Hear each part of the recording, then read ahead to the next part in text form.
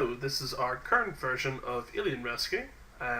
We are missing a few of the assets, and the majority of the artwork that is in it at the moment are all placeholder.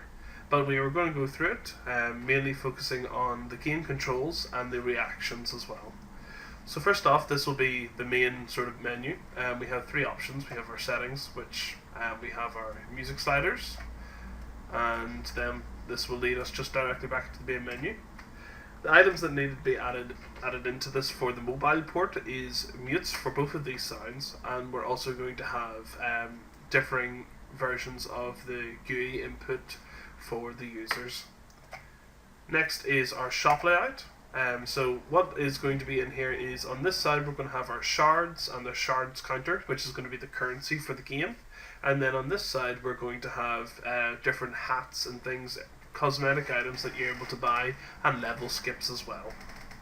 So this is all navigate back to the main menu, and if we go to play, this will be our general world map. So with the 6 levels that we have here, only one of them is playable at the moment, and all you do is you would click it and they'll bring us straight into the game instantly. So now we have our level, and as you can see it goes straight into the game with a lot of items on the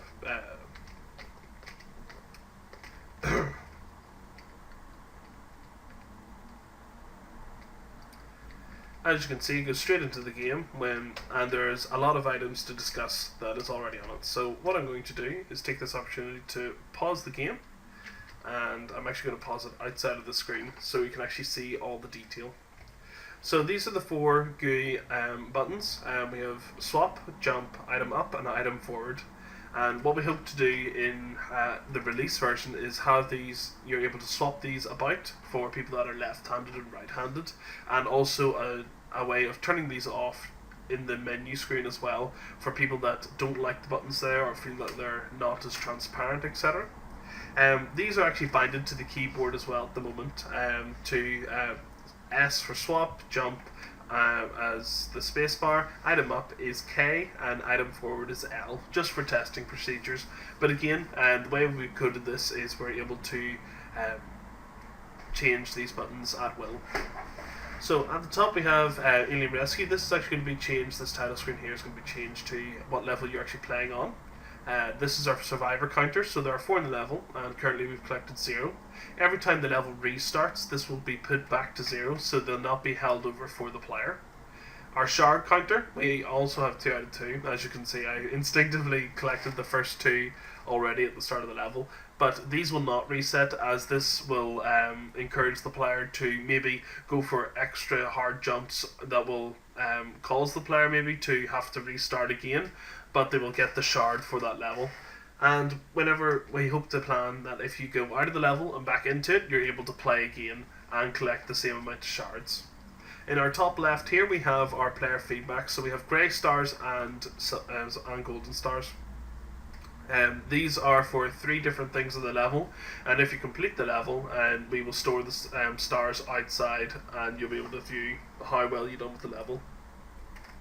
So with each one, they are tied specifically to actions in the level. So this first one here is if you've collected all the shards on the level, you'll get this will change.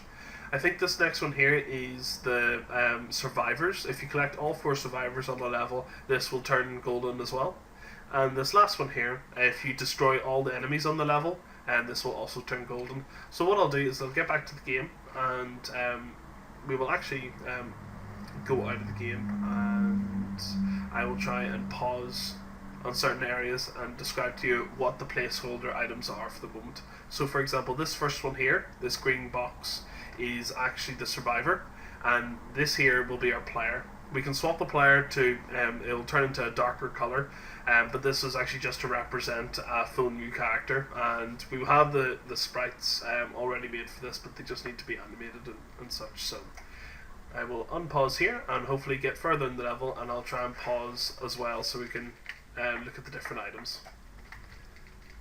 So at the moment we have, for this character here, we have an umbrella up and an umbrella out.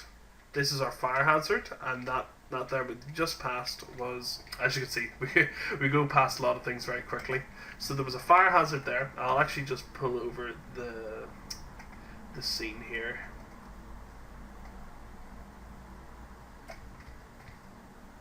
So what's on the screen at the moment is we have the robot, and then we have the ooze that's coming out of a pipe. So the robot, you can only destroy it with a hammer, which is the darker coloured character, and then the ooze you have to defeat with the lighter coloured character with the umbrella. The previous one, the blue box, was what we have referenced as the blob, and you can defeat that with either of the items. We also have two hazards in the game. One is a fire hazard and one's electricity hazard, and of having to go back and forth between the two characters throughout the level. So I'll try and get a little bit further this time. So fire is umbrella. That's the that's the blob there. Have to swap for the thing. Back in. Oh yes, that's another one. We also have the item up as well. Will protect the user from falling hazards. But they also have different effects on the player as well. So we'll just retry here. So as you can see, two shards. Get the star. So I wonder if I can show you very quickly. So the hammer, if you press it up, you actually go down quicker. Otherwise, when you have the umbrella out, you float. And we will design levels surrounding this so that you will have to have the hammer out to get through gaps quicker. Otherwise, we'll have longer gaps for the umbrella that is out. And that just about covers everything. As you can see here, this is our end screen. Again, this will need to be changed slightly so there's a more contextual feel to it. But this is the death counter here. Well, restart counter, we should say. There isn't really any dying in this. And then the progress report, it just tells you the shards that you collected, the survivors you have. And this means that if we do want to black out the background or anything like that, we have the ability to. So as I showed before, we have the retry, and then we can click here back into the world map, and we can go back into each level. So thank you very much for watching. Have a good day.